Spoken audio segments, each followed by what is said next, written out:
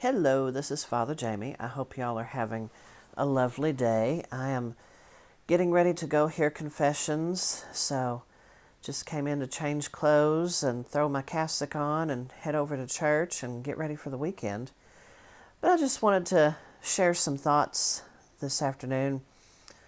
I've seen on social media there was a politician who said that a statue of Saint Damien of Malachi was a symbol of racism, colonialism, blah, blah, blah. You know, I'm getting a little tired of the word racism being thrown around at the drop of a hat, and even colonialism. Saint Damien of Malachi was no racist.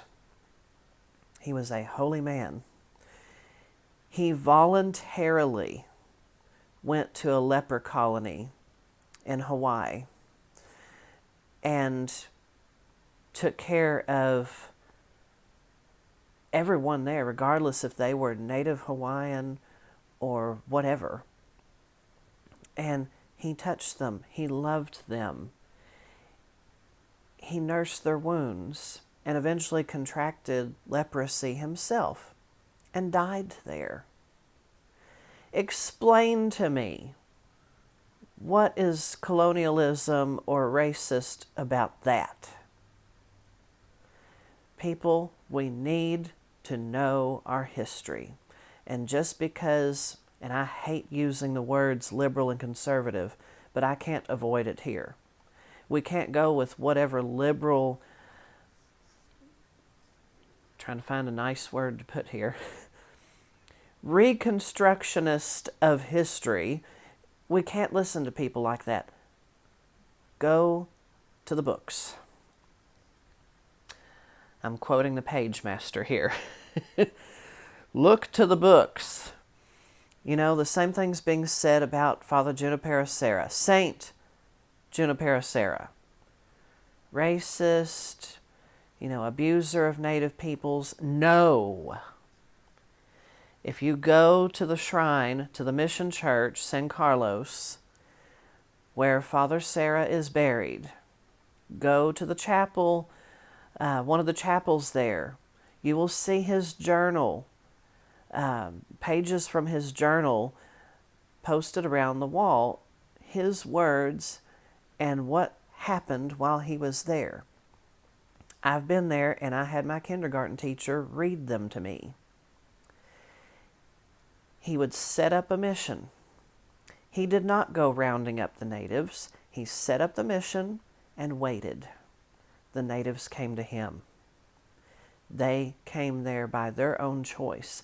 They chose to live there because living on the mission was easier than being a nomadic tribe. The fathers, the friars, taught them how to do agriculture, which is the source of California's agricultural power today. It was started by the missions. History, people, you can't argue with it, so stop trying to reconstruct it. I know there's a lot of people wanting to tear down statues at the drop of a hat these days. Some may be warranted. But here's something to think about. Someone said this to me. I'm not saying I'm for or against it. I'm just laying it out here. Someone said to me, there's a move to put Confederate statues and things of that nature in museums. You have to pay to get into a lot of our museums in this country. The people that need to see that history are not going to go to a museum to see it. If it's in a public place outside, that's where you learn. Put a plaque up that says, yeah, we're not proud of this, but it's here. This happened. Let's move on. Just a thought. I'm still struggling with what I think on that myself. But what I do know is that we cannot ignore history and we can't reconstruct history. We can't cover it up. There's some difficult things that have happened in the past. If we don't remember them, we will repeat them. May we look for peace. May we look to care for one another. May we not get to the point to where everything is offensive because it violates so-and-so's opinion, whether they are in power or not. Oh, I don't even know where to go from there. I'm just going to leave it there. We need to pray, y'all. We need to pray. And may we see reality for what it is. May we see history for what it is, the good, the bad, and the ugly. But may we move positively forward. God bless you all. Hello, this is Father Jamie again. This is an appendix to the video, so this is like the bonus material at the end. I just got back from hearing confessions and taking a little break, but I just wanted to add to what I said a moment ago, and my fear, another fear that I have with what is going on in the world right now with all of these accusations of racism and colonialism, whatever, my fear is if we keep dropping those accusations when they are not warranted, that we're going to run into the problem when there is racism and things of that nature.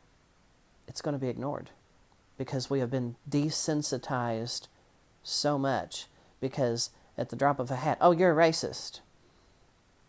No. That's going to lead to other problems. And I can say that because I'm in a minority myself. As a blind person, I know what bigotry is. I know what discrimination is. And sometimes there's a fine boundary. If we're going to look for the negative all the time, we're going to find it. We need to start looking for the positive. We need to look at having positive dialogue, helping to understand one another, and not just yell people down and scream people down and just scream as loud as we can, racism, bigotry, blah, blah, blah. No. Maybe explain what is wrong and how to deal with it instead of just name calling. You know, it's a lot to deal with. Because if we're so busy dropping the same words over and over again when it's not warranted, eventually, when it is warranted, people aren't going to listen. And then you lead to genuine harm of people. May we look for the good.